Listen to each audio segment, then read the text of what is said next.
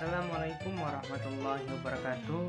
Izin memperkenalkan diri, nama saya Rahmat Sulaiman Alikisom dengan NPM 1821020075, mahasiswa UIN Raden Intan Lampung.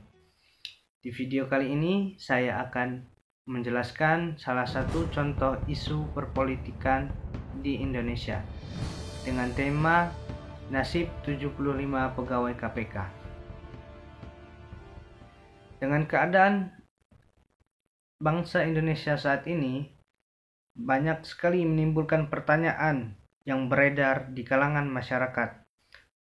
Sejak itu, KPK kembali berada di pusaran kegaduhan yang semula permasalahan internal, lalu merambat melibatkan aktivis dan lembaga anti korupsi, guru besar anti korupsi, serta Presiden Joko Widodo.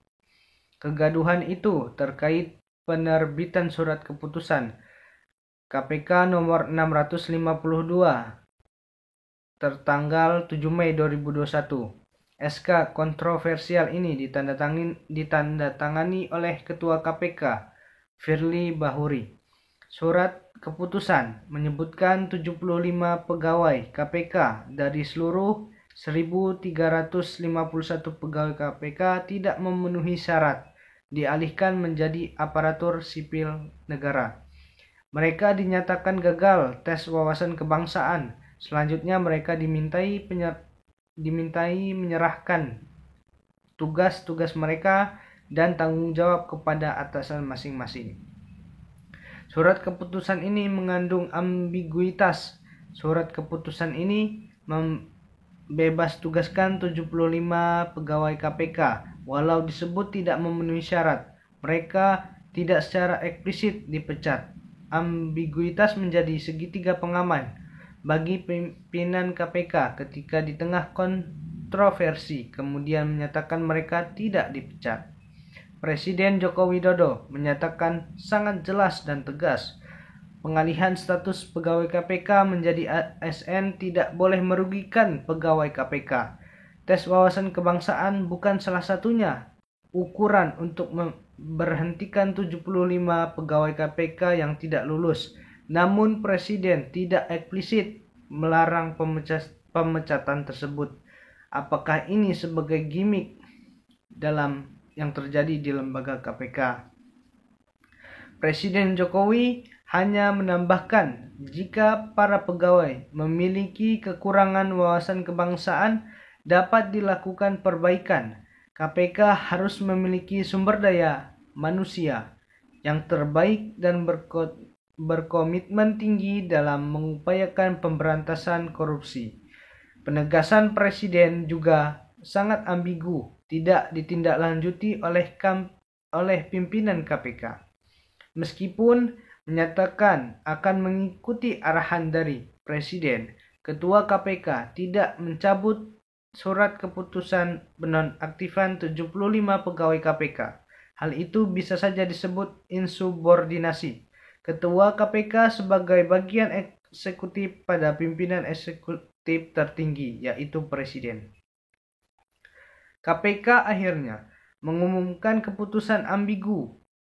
Agaknya sesuai isyarat Presiden Joko Widodo, baik eksplisit maupun implisit. Wakil Ketua KPK Alexander Marwata sesuai koordinasi pimpinan KPK dengan Menteri Pendayagunaan Aparatur Negara dan Reformasi Birokrasi serta Kepala Badan Pegawaian Nasional mengumumkan 24 pegawai masih bisa dibina, sementara 51 lainnya memiliki rapor merah atau catatan merah yang tidak bisa dibina lagi dan diberhentikan dari KPK menjelang 1 November.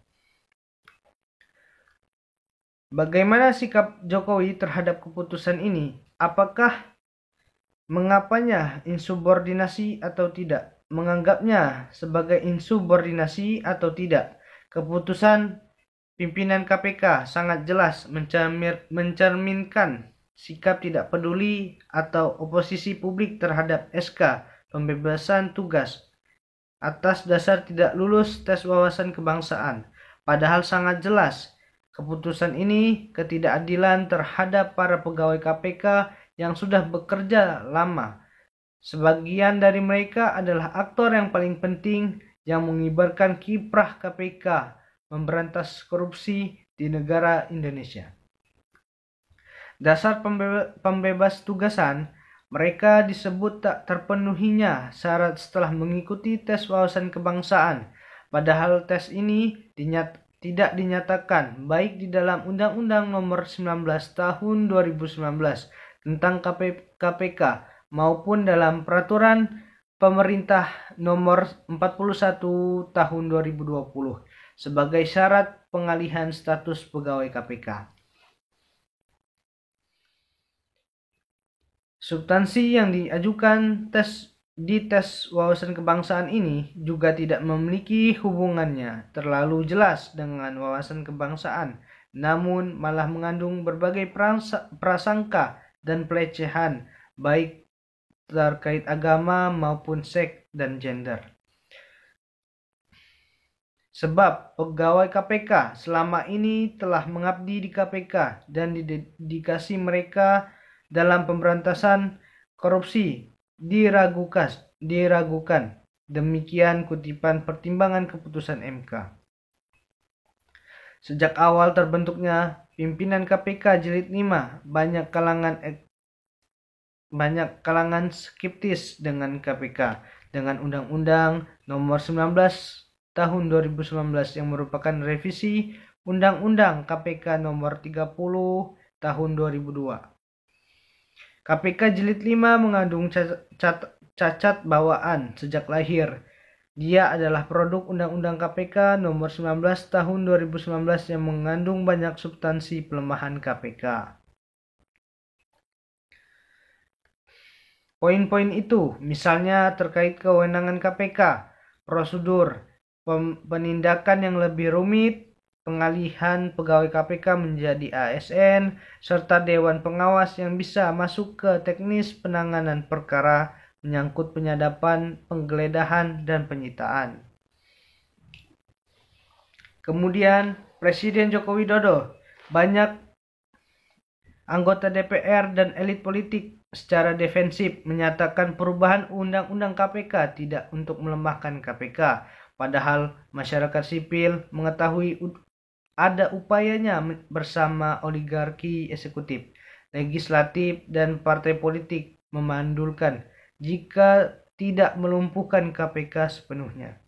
Akibatnya, pelemahan KPK Jilid 5 yang dilantik oleh Presiden Joko Widodo tahun 2019 lalu sampai hampir pertengahan 2021 ini dinilai banyak pengamat dan lembaga pemantau anti korupsi sebagai minim prestasi. Survei dan penelitian pun melaporkan tingkat keputusan publik atas kinerja KPK yang merosot. Akibat pelemahan dan kinerja KPK yang jauh dari harapan, banyak kalangan memegang persepsi ada KPK sama saja dengan tiadanya. Namun wujudnya ada pula yang memegang prinsip positif dengan memodifikasi kaidah usul fikih. Jika KPK tidak memberi harapan, jangan KPK ditinggalkan sama sekali. Prinsip-prinsip akhir ini membuat masyarakat tetap memberi perhatian. Mereka masih memiliki serpihan asa pada KPK untuk menghormati perhatian dan asa publik itu. Semestinya Ketua KPK Firly Bahuri dan jajarannya tak membuat kegaduhan publik yang bisa berkepanjangan.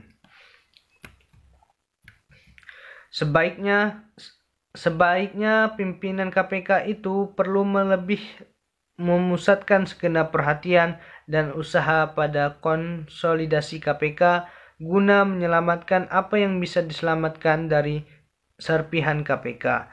Hanya dengan cara ini, pimpinan KPK dapat sedikit banyak menyelamatkan asa tersisa kepada KPK untuk pemberantasan korupsi di tanah air. Sekian, itulah saja penjelasan salah satu contoh isu perpolitikan yang terjadi di Indonesia. Wallahu muwaffiq ila aqwamit thoriq. Wassalamualaikum warahmatullahi wabarakatuh.